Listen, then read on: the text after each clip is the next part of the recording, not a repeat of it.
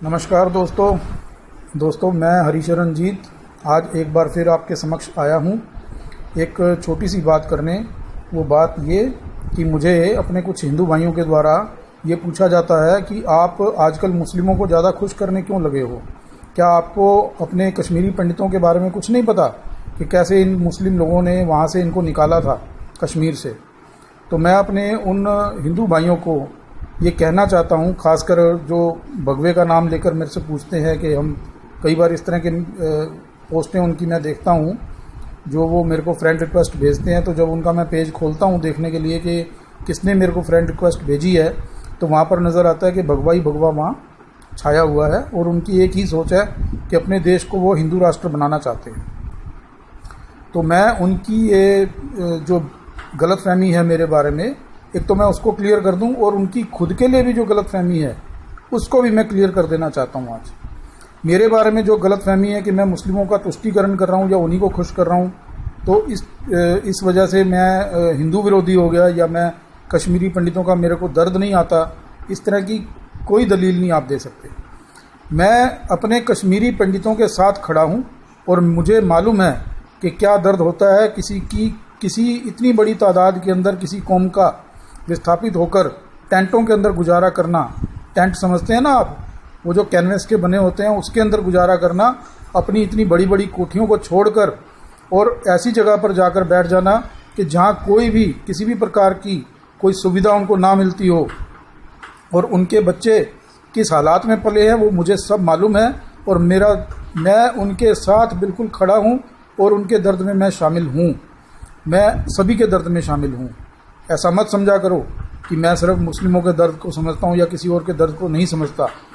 आप ये जो मेरे ऊपर इस तरह के शक करते हो, आप सबसे पहले तो अपने आप गिरेबान में झांकिए कि जो इस तरह का शक एक हिंदुस्तानी के ऊपर करते हो, एक ऐसे व्यक्ति के ऊपर करते हो कि जो सबका भला चाहता हो, जो अपनी कंट्री का भला चाहता हो, तो क्या आप अपने से उस बंदे को, इस तरह के शख्स को, इस तरह की बातें करके, घटिया बातें करके खुद से जुदा नहीं कर रहे हो, खुद से अलग नहीं कर रहे हो क्या उसको?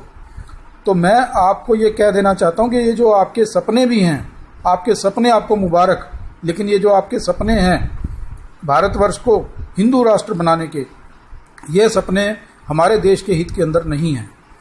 मैं इसलिए ये बात बोल रहा हूँ कि जब कभी भी ऐसा होगा तो उसके बाद ना जाने कितनी जगहों से, कितने क्षेत्रों से, हमारे ही मुल्क के अंदर से आवाज़ें आने लगेंगी कि यदि ये हिंदू राष्ट्र बन सकता है तो क्यों नहीं ये खालिस्तान बन सकता, क्यों नहीं हमें अलग से बोडोलैंड मिल जाता, या क्यों नहीं हमें अलग से एक और मुस्लिम कंट्री बनाने दी जाए। तो इसलिए मैं अपने उन हिंदू भाइयों को अपनी ओर से ये सलाह देता हूँ कि कृपया ये जहर मत घोलिए, ये हमारे भारतवर्ष के हित में नहीं है। क्या है आपको, क्या पड़ी है हिंदू राष्ट्र घोषित करने की, जब इसका नाम ही हिंदुस्तान है? क्या इतना काफ़ी नहीं? आप अपने आप को बड़ा भाई बनाइए, आप अपने जो बड़े भाई का रोल होता है उसको निभाइए। ये क्या माइनॉरिटीज़ क्या है आपके लिए? तो घर की मुर्गी है ना, आप चाहे जब मर्जी इनको तोड़ मरोड़ सकते हो। तो ज़रूरी है कि आपने एक हिंदू राष्ट्र का नाम लेकर फिर दोबारा से इस देश के टुकड़े करने हैं?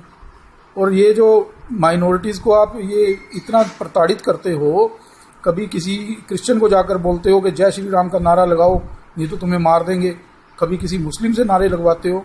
मत कीजिए ऐसा करने से पूरे देश की बदनामी होती है, पूरे आपकी वजह से, चंद लोगों की वजह से एक धर्म की बदनामी होती है। तो प्लीज़ मेरी इस बात को समझिए और अगर दिमाग में उतर जाए तो प्लीज़ ये जो काम कर रहे हैं ना आप आजकल, ये काम करने छोड़ दीजिए। ये मैं स्पेशली उनको कह रहा हूँ जो ज़्यादा कट्टरवाद के ऊपर विश्वास रखते हैं, जो कट्टरपंथी हैं, जबकि सभी लोग ऐसे नहीं हैं। और कट्टरपंथी 100% में से 1 या 2% होते हैं बस, जिनकी वजह से पूरी कौम बदनाम होती है, पूरा देश बदनाम होता है। तो ऐसा ही कुछ, मान लीजिए ऐसा ही कुछ कश्मीर में हुआ हो, 1 या 2% लोगों की वजह से कश्मीरी पंडितों को वहाँ से विस्थापित होना पड़ा हो, लेकिन आज भी मैं दावे के साथ आपसे ये कह सकता हूँ कि आप किसी भी कश्मीरी पंडित को जो वहाँ से विस्थापित होकर इधर आए हों, वो नहीं कि जिनका जन्म यहाँ पर हुआ हो, मैं वो उनकी बात कर रहा हूँ कि जो बुज़ुर्ग हैं जो वहाँ से विस्थापित होकर यहाँ आए हैं, आप उनसे एक बार पूछ कर तो देखिए कि क्या वो सभी मुस्लिमों को दोषी मानते हैं, या वो ये कहते हैं कि सिर्फ 1 या 2% मुस्लिम ऐसे थे कि जिनकी वजह से उनको इधर आना पड़ गया। तो मैं आप सबकी आंखें खोलना चाहता हूँ। आज भी वहाँ पर कश्मीर के मुस्लिम इनको कहते हैं कि आप हमारे बीच में आके रहिए और हम आपका स्वागत करते हैं, लेकिन मुझे नहीं मालूम कि किन कारणों की वजह से वहाँ पर इनको नहीं बसाया जा रहा या ये दोबारा वहाँ पर नहीं जा रहे हैं। तो प्लीज़ आप इस तरह का जहर कश्मीरी पंडितों के नाम को लेकर हिंदू मुस्लिम मत कीजिए यहाँ पर। और मैं अपने कश्मीरी पंडित भाइयों को भी ये कहना चाहता हूँ कि जब आपके इस मुद्दे को लेकर यहाँ पर हिंदुओं को मुस्लिम के साथ लड़ाया जाता है, जिसकी वजह से हमारा देश कमज़ोर हो रहा है, तो आप ही के बीच में से किसी एक ऐसे शख्स को या आपके किसी ऐसे नेता को आगे आकर ये कहना चाहिए कि भैया ऐसा कुछ नहीं है, कश्मीरी मुस्लिम भी हमारे भाई हैं और उनकी वजह से हम सभी की वजह से हम यहाँ पर नहीं आए थे। उसमें जो कट्टर लोग थे, जो कट्टरवाद पसंद करते थे, जिनकी वजह से वहाँ के हालात ख़राब हुए थे, उनकी वजह से हमें यहाँ आना पड़ा। लेकिन ज़्यादातर मुस्लिम वहाँ पर बहुत ही अच्छे हैं और जिनके साथ हमारा व्यवहार आज भी वैसा ही है जो कभी 30 साल या 40 साल पहले हुआ करता था। तो मेरी ये विनती है आप सबसे कि अपने देश को तोड़ने से बचाइए, इसको टूटने से बचाइए। इतनी सारी चुनौतियां हमारा इंतजार कर रही हैं।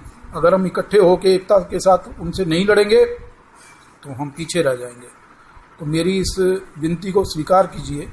मैं आपसे विनम्र अनुरोध करता हूं और कहो तो मैं सबके, आप सबके, मैं भगवा ब्रिगेड के क्या, मुस्लिमों के क्या और कश्मीरी पंडितों के क्या, सबके आगे झुकने के लिए तैयार हूं इस बात के लिए कि इस वक्त ये हिंदू मुस्लिम वाला मुद्दा छोड़कर अपने देश को आगे बढ़ाने के बारे में सोचिए। धन्यवाद।